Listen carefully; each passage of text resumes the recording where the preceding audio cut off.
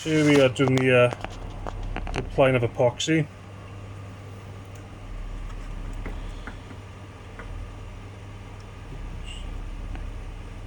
Just get a nice straight edge. We're not pushing the epoxy onto the blank or into the thread, we're just allowing the epoxy to glide around, spreading evenly to create a showroom glossy finish.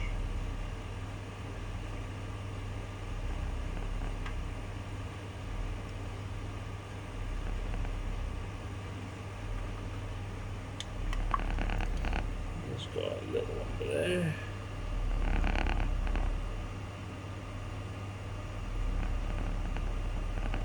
As I was saying, this stuff heats each other up, the resin and hardener, so liquefies it a little bit. Don't be afraid, you can stop with the rod from turning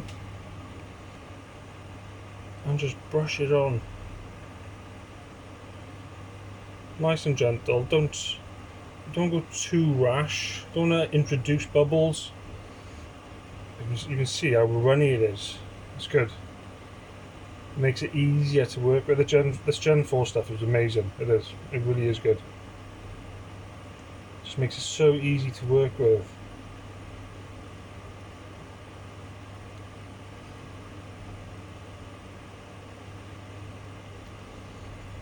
This is the second coat for this rod, but you'd apply your resin in the same manner for the first coat as I'm doing by here now. Apart from this bit, where you get to the guide feet, the guide foot, you want to try and get a cocktail stick with a bit of resin on, get under there, force under there, just to seal it all up. No salt water will get in there. Stop the browning of feet. I hate the browning of feet. If you know who I am, then you know I hate browning guide eyes. And then put it back on, and I'll self-level. Again, in this heat, because it's a bit more softer, liquefied, it's going to self-level this on its own. And do the top rod decal, and just take your time. Take your time. Spread the epoxy about. Don't force it into the blank or into the thread. Just spread it.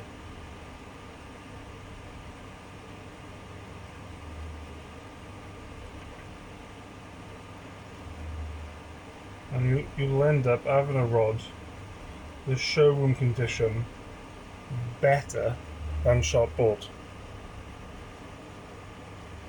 And this, they've gone back to the standard Century build. And not just because I'm building them, but they do look a lot better. And that's just my opinion. Comment below if you think different. Tell me why you think different. And tell me how I can improve it. All about learning this game. So yeah. And that's basically it. So just leave that on a dryer now.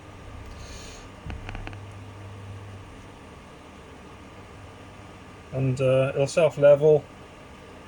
I give everything about 24 hours. That's just because that's how my life pans it out. But yeah, you have a nice glossy finish. That's bubble free. I don't even need to heat that to make it run. But I will show you.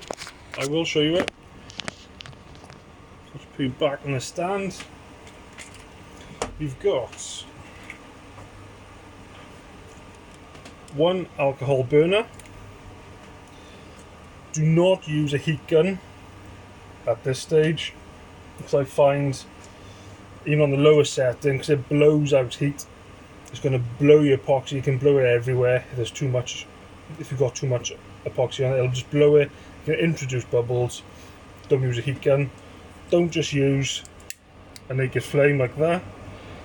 because when you initially start it, it sometimes gets a bit of soot, especially on lighter colours. That soot will come up in your epoxy and you have black smoky epoxy. Don't do it. Clean burn, alcohol burner, light that up,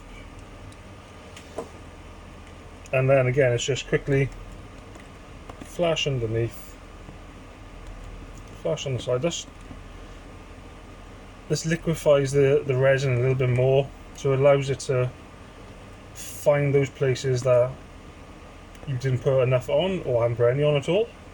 It'll find it.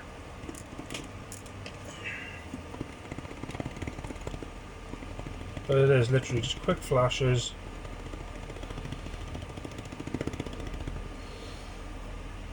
The epoxy will then self-level, creating a really nice finish.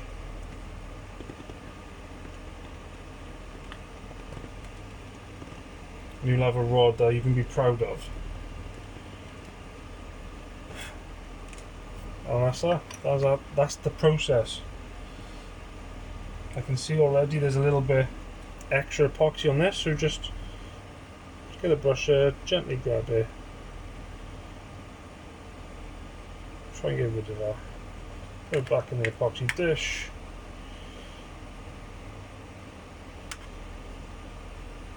It's a little bit much,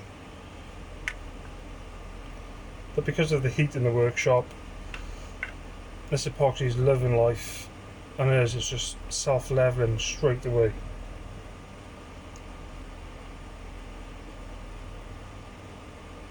So it's really good stuff. Gen 4 it's called.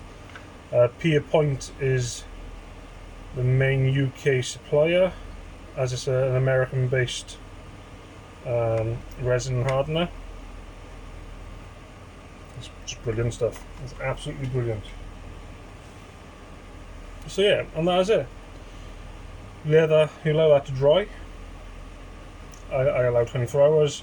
Should come back tomorrow, and that will be spot on, ready to rock and roll. That'll be the butt section done. We'll clean it up a bit, this area, get the reel seat on, get the butt caps on, and then it's on to the tip section. So I hope you found that informative, educational, and easy to follow. That's the main goal. I'm hoping you find it easy to follow. So yeah, I'll give you a quick review.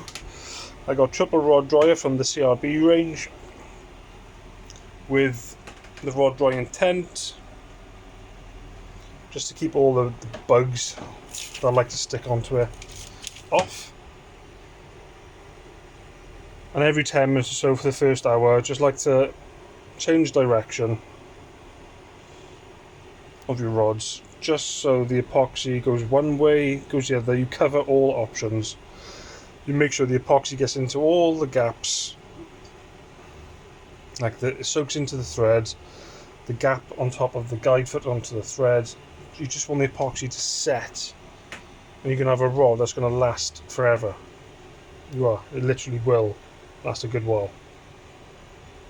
So yeah, there we go.